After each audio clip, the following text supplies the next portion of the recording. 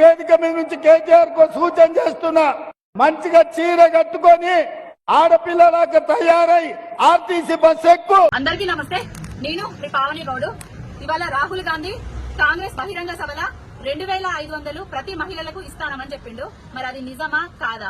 కుంపు మేస్త్రి ఏమంటాడయ్యా అంటే కేటీఆర్ అన్నను పట్టుకొని చీరే గాజులు కట్టుకొని బస్సులో కూర్చొని చూడు అని చెప్తున్నాడు. మరి ఏం చూడాలి, ఏది నిజం ఏది అబద్దం అని ఒక మహిళ దగ్గరికి వచ్చినా నేను. ఆ మహిళలనే అడిగి తెలుసుకున్నాం. మరి 2500 ఇస్తాన్రా, మరి తులం బంగారం ఇచ్చిండ్రా, 500కే గ్యాస్ కనెక్షన్ ఇచ్చిండ్రా, మరి ఏం చేసిండ్రా అనేది వాళ్ళనే అడిగి తెలుసుకున్నాం. నమస్తే, మీ పేరు?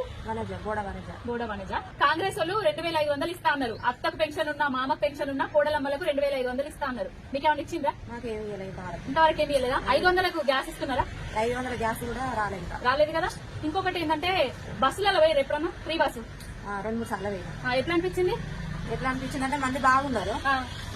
సగం తీసుకుని అయిపో బస్ కిరాయి కానీ మస్తు మంది ఆధార్ కార్డు పట్టుకుని పోయినాం. అంతమంది కూర్చోకుండా కుర్చీలు ఇవి ఉండేవి. ఎప్పుడు సీట్లు దొరికాయి. ఏం మంచిగా లేదంటావు? ఉంటే మంచిగా ఉండే మరి బస్ కిరాయి. అంతేనా? ఇదెందుకు పట్టుకున్నా అంటే ఇవాళ ఒకటి కాంగ్రెస్ సభ జరిగింది. ఆ సభలో ఏమన్నాడయ్యా అంటే అదే ఇప్పుడు వచ్చింది కదా కాక ముఖ్యమంత్రి అయింది కదా ఉప్పు మేస్త్రి తెలంగాణకు, ఆయనే రామన్నను పట్టుకొని చీరే గాజులు కట్టుకొని బస్సులలో పోయి మహిళలకు ఫ్రీ బస్ ఇస్తానవా లేదా అని చూడు అని చెప్తున్నాడు. అరే సన్నాసి, సవట, దద్దమ్మ, పలికిమాలోడా, నీచుడా, నికృష్టుడా, రామన్న చీరే గాజులు కట్టుకొని పోయి బస్సులో కూర్చున్నాడు కాదు. ఈ చీరే గాజులు నీకోసం తీసుకొస్తా నేను. నువ్వు ఇవి కట్టుకొని ఇవి వేసుకొని బస్సులో కూర్చో. మహిళలు ఎంత నరకం అనుభవిస్తున్నారు నువ్వు ఫ్రీ బస్సు పెట్టడం వల్ల.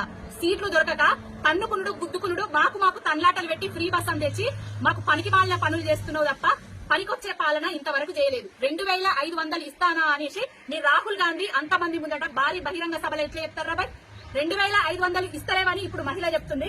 మరి ఇది నిజం కాబట్టి నువ్వు ఈ చీర గాజులు మీ రాహుల్ గాంధీకి పంపి. ఈ 2500 అనేది మీరు పంచుకుంటారా? ఈ చీర గాజులు కట్టుకొని తులం బంగారం అన్నారు, మహిళలకు గ్యాస్ కనెక్షన్ అన్నారు, అలవి కాని హామీలను చూపించారు, అరచేతిలో ఆకాశాన్ని చూపించి అధికారంలోకి వచ్చిండ్రు. ఒడ్డు ఎక్కేదాకా బోడమల్లన్న, ఒడ్డు దిగిన తర్వాత బోడమల్లన్న అన్నట్టుగా భాష లేదు, ఒక సంస్కారం లేదు, ఒక సభ్యత లేదు, పరిపాలన చేతగాని ముచ్చట్లు మాట్లాడుకుంటా ఎవరిని పడితే వాళ్లను పెద్దంతరం చిన్నంతరం లేకుండా నోటికి వచ్చినట్టు ఇష్టం వచ్చినట్టుగా మాట్లాడతాను. అధికారంలో లేనప్పుడు కూడా ఇవే రెచ్చగొట్టే వ్యాఖ్యలు చేసినాం. అధికారంలోకి వచ్చిన తర్వాత కూడా పనికొచ్చే వ్యాఖ్యలు రాకుండా పలికి మాలిన వ్యాఖ్యలు చేస్తున్నాం. బిడ్డ రూమేశ్రీ ఖబర్దార్, ఇంకోసారి రామన్న జోలికి గాని కేసీఆర్ గారి జోలికి గాని వచ్చి ఇట్లాంటి చిల్లర వ్యాఖ్యలు చేసేది ఉంటే ఇగో ఇవి తీసుకొచ్చి నీకు తొడిగిపిచ్చి ఈ గాజు లేపించి నిన్ను బస్సులో కూర్చునే పెడతాం. ఇది నిజమా కాదా అని నువ్వే తెలుసుకో.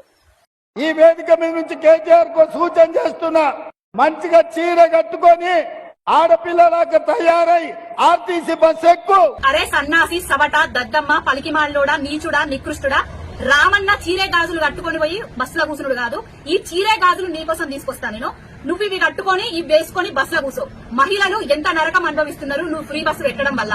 సీట్లు దొరకక తన్నుకునుడు, గుద్దుకునుడు, మాకు తన్లాటలు పెట్టి ఫ్రీ బస్ అని తెచ్చి మాకు పనికి మాలిన పనులు చేస్తున్నావు తప్ప పనికొచ్చే పాలన ఇంతవరకు చేయలేదు. 2500 ఇస్తానా అనేసి నీ రాహుల్ గాంధీ అంతమంది ముందట భారీ బహిరంగ సభలు ఎట్లా చెప్తారా బాయ్? महिलाओं के बैंक अकाउंट में 2500 रुपए हर महीने తెలంగాణ की सरकार डालती है.